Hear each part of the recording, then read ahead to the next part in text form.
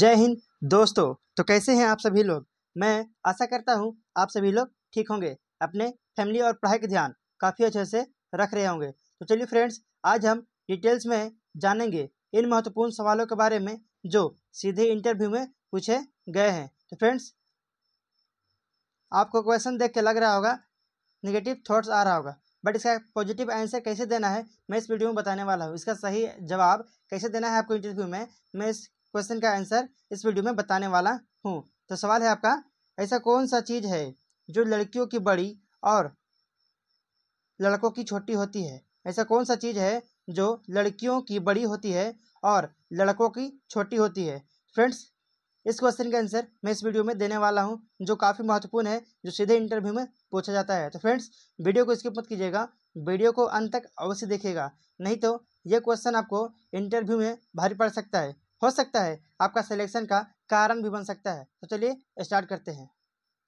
आपका पहला सवाल है, यदि राष्ट्रपति का पद खाली है तो उसे कितने अवधि के अंतर भरना आवश्यक है। यदि राष्ट्रपति का पद खाली है तो कितने अवधि के अंदर, यानी कि कितने समय के अंदर उसे भरना आवश्यक है। आपका राइट आंसर हो जाएगा 6 महीना।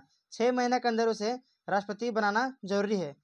ठीक है, राष्ट्रपति 6 महीना के अंदर ही उसे नियुक्त किया जाना चाहिए।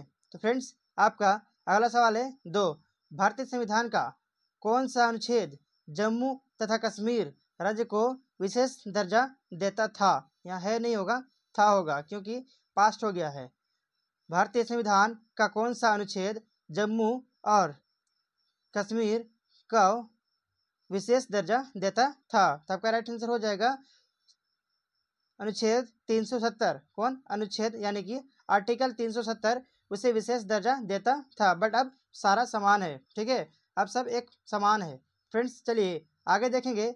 आपका सवाल है 3, राज्यसभा के सदस्य का कार्यकाल होता है। राज्यसभा के सदस्य का कार्यकाल कितना वर्ष का होता है। आपका राइट आंसर हो जाएगा 6 वर्ष का। कितना, याद रखिएगा 6 वर्ष। 5 वर्ष मैक्सिमम लोग सोच लेते हैं। प्रधानमंत्री का कार्यकाल 5 वर्ष का होता है, तो राज्यसभा का भी कार्यकाल 5 वर्ष का होगा, बट ये नहीं, गलत होगा। 6 साल 6 वर्ष होगा राज्यसभा का सदस्यों का कार्यकाल। फ्रेंड्स, आपका अगला सवाल है 4, 2022 में भारतीय सेना में कुल कितने आर्मी थे। 2022 में भारतीय सेना में कुल कितने आर्मी थे। आपका राइट आंसर हो जाएगा 14.5 लाख 14.5 लाख आर्मी थे। कितना, 14.5 लाख आर्मी थे। चलिए फ्रेंड्स, आगे देखते हैं। आपका सवाल है 5, विश्व की तीसरी सबसे बड़ी आर्मी किस देश की है। विश्व में, यानी वर्ल्ड में तीसरा सबसे बड़ा आर्मी किस देश का है। आपका राइट आंसर हो जाएगा भारत। भारत का तीसरा सबसे बड़ा आर्मी है, जिसके पास, तो भारत के पास सबसे बड़ा तीसरा नंबर जो है, मतलब आर्मी में तीसरा नंबर में आते हैं, जो सबसे बड़ा है। पहला किसका है, पहला है अमेरिका का, ठीक है, यूएसए का सबसे बड़ा आर्मी है। ठीक है, आपका अगला सवाल है 6, भारतीय नौसेना में भर्ती होने के लिए कितनी आयु चाहिए। भारतीय नौसेना में भर्ती होने के लिए कितना वर्ष होना चाहिए आपका। तो आपका राइट आंसर हो जाएगा 17 से 20 साल। 17 से 20 साल होना आपको जरूरी है, तभी आप भारतीय नौसेना में भर्ती हो सकेंगे। कितना वर्ष, तो 17 से 20 वर्ष होना चाहिए आपको, तभी आप भारतीय नौसेना में अपना जगह बना पाएंगे। तो चलिए फ्रेंड्स, आगे देखेंगे।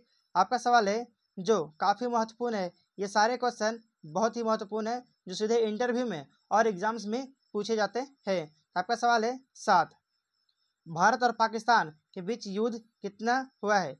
भारत और पाकिस्तान के बीच कितने बार युद्ध हुए हैं। तो आपका राइट आंसर हो जाएगा 4 बार हुए हैं। कितने बार, 4 बार हुए हैं भारत और पाकिस्तान के बीच युद्ध। ठीक है, आपका अगला सवाल है 8, भारत और पाकिस्तान के बीच हुए 4 युद्ध में विजय कौन हुआ।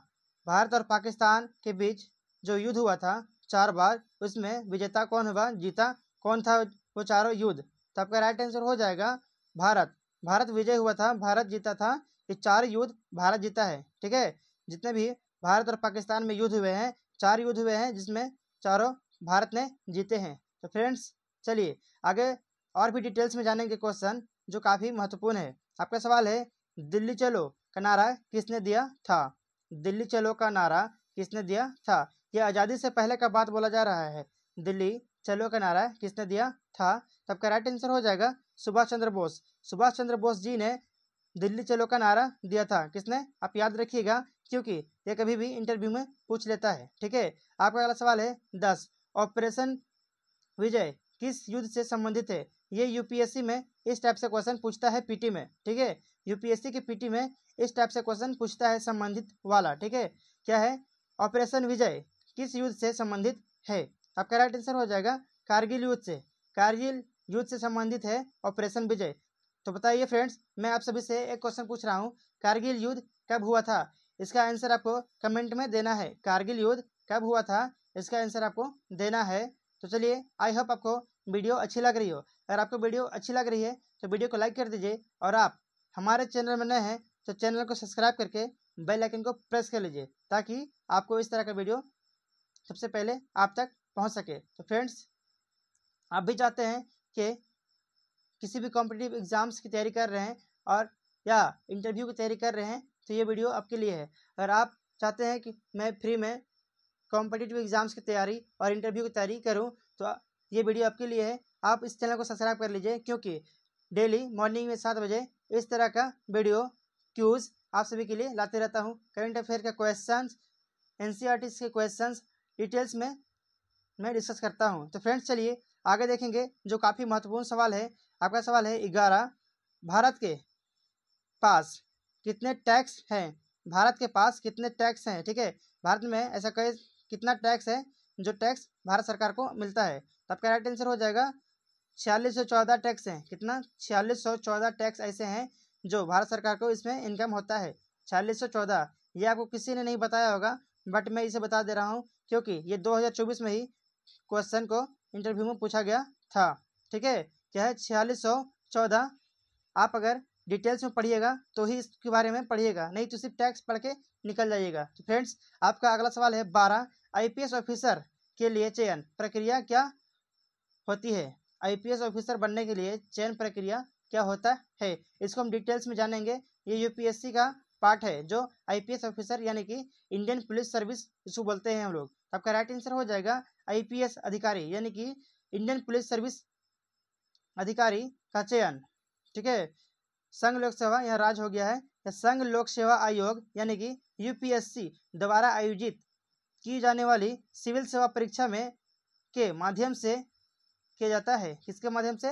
यूपीएससी यानी कि सिविल सेवा परीक्षा के माध्यम से आईपीएस अधिकारी का चयन प्रक्रिया होता है।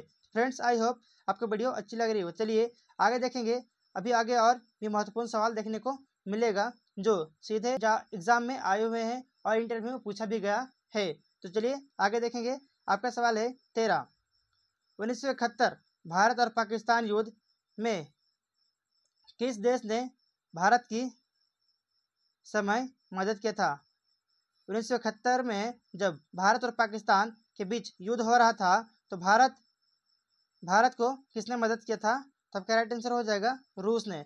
रूस ने बहुत ही मदद किया था भारत को जब भारत और पाकिस्तान के बीच 1971 में युद्ध चल रहा था तब। बट आज हमारा जो अमेरिका बहुत ही हम लोग मानते हैं कि मेरे साथ है, बट उस समय पाकिस्तान का साथ दे रहा था। ठीक है, पाकिस्तान का साथ दे रहा था और अमेरिका भारत के खिलाफ जंग छेड़ दिया था। तो फ्रेंड्स, आज हम लोग बहुत ही मानते हैं बट वो बहुत नीच किस्म का देश है जो अपने हथियार को बेचने के लिए किसी हद तक भी जा सकता है। ठीक है, अपना ताकत को दिखाने के लिए वो किसी भी हद तक जा सकता है अमेरिका।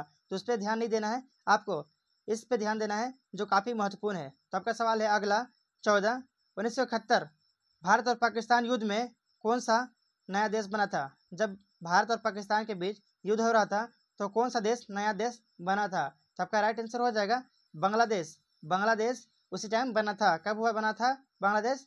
तो 1971 में बना था, बांग्लादेश का निर्माण हुआ था। तो फ्रेंड्स चलिए आगे देखेंगे। आपका सवाल है 15 पश्चिम बंगाल में विधानसभा की सीट क्या है? ये तो 2024 में अजीब सी सवाल पूछा गया था। क्या है? पश्चिम बंगाल में विधानसभा की सीट क्या है? तब का राइट आंसर हो जाएगा 295। 295 सीट है। कितने? 295 सीट है विधानसभा के, ना कि लोकसभा के। इलेक्शन हुआ है विधानसभा का नहीं, लोकसभा का हुआ है, लेकिन पूछा क्या है? विधानसभा। ठीक है, विधानसभा में पूछ दिया सीट कितना है, तो कितना है? 295। चलिए फ्रेंड्स, आगे आपका सवाल 16। पश्चिम बंगाल में सबसे बड़ी नदी कौन सी है? पश्चिम बंगाल में सबसे बड़ा नदी कौन सी है? तब का राइट आंसर हो जाएगा दामोदर नदी। ये जियोग्राफी के लिए काफ़ी इंपॉर्टेंट है। ठीक है, दामोदर नदी सबसे बड़ा नदी है पश्चिम बंगाल का। पश्चिम बंगाल का सबसे बड़ा नदी तो दामोदर नदी। तो फ्रेंड्स चलिए आगे देखेंगे। आपका सवाल है 17। आईपीएस ऑफिसर के लिए जवानों के नेतृत्व क्यों जरूरी है? आईपीएस ऑफिसर के लिए जवानों के नेतृत्व क्यों जरूरी है? आपका राइट आंसर हो जाएगा जवानों के अनुभव और तकनीकी ज्ञान का उपयोग कर कार्रवाई करना होता है। जवानों के अनुभव और तकनीकी ज्ञान का उपयोग कर कार्रवाई करना होता है, इसलिए आईपीएस ऑफिसर की नेतृत्व करना जरूरी है। तो फ्रेंड्स आपका अगला सवाल है 18, जो एग्जाम में करंट अफेयर के तौर पर पूछा गया था 2023 में। तो सवाल है आपका, अर्जुन पुरस्कार की शुरुआत किस वर्ष हुई? अर्जुन पुरस्कार का शुरुआत किस वर्ष हुआ है? आपका राइट आंसर हो जाएगा 1961 में। 1961 से अर्जुन पुरस्कार की शुरुआत किया गया है। तो चलिए फ्रेंड्स आगे देखेंगे।